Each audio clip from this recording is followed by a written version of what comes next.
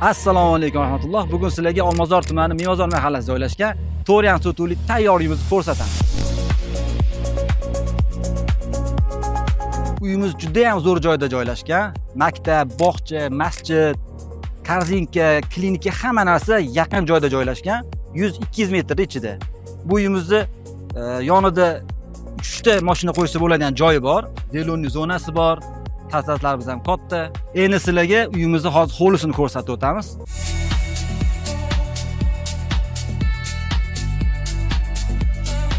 Hovlimizga kirishimiz bilan o'ng tarafimizda bu yoqda yozgi oshxona joylashgan, bu yoqda hovli uchun hojatxona, bu yoqda o'zining zelonli zonalari bor. Bu yoqda ikkita katta mashina bemalol sig'ishiga joy tashalgan. Bu yoqda yana dapchan qo'yish mumkin.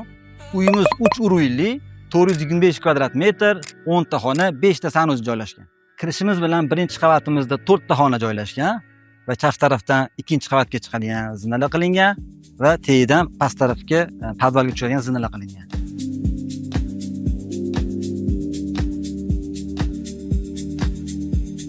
Uyga kirib kelishimiz bilan o'ng qo'limizda oilaviy choy ichish uchun xona qilganmiz.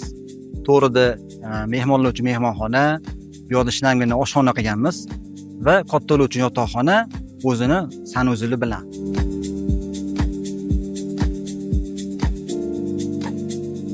Bu bizning birinchi qavat uchun umumiy sanuzilimiz va bu yerda bitta yechim qilingan, orqa hovliga o'tib ketiladigan eshikni shu yerdan ochib yuborilgan. Bu yoqda bizning отопление sistemalarimizni kotellar joylashgan. Birinchi xonamiz zalimiz bo'ladi. Yonida yosh kelin-kuyovlar uchun yotoqxona o'zini sanuzili bilan.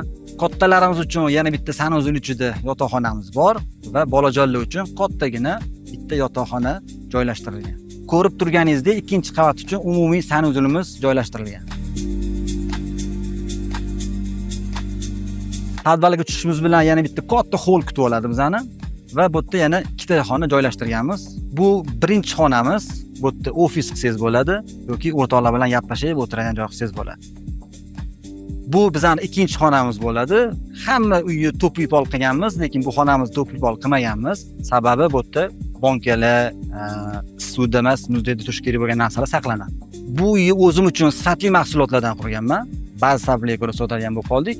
Narxini 370 ming donmiz, yana tepasida kelishadigan joyi bor.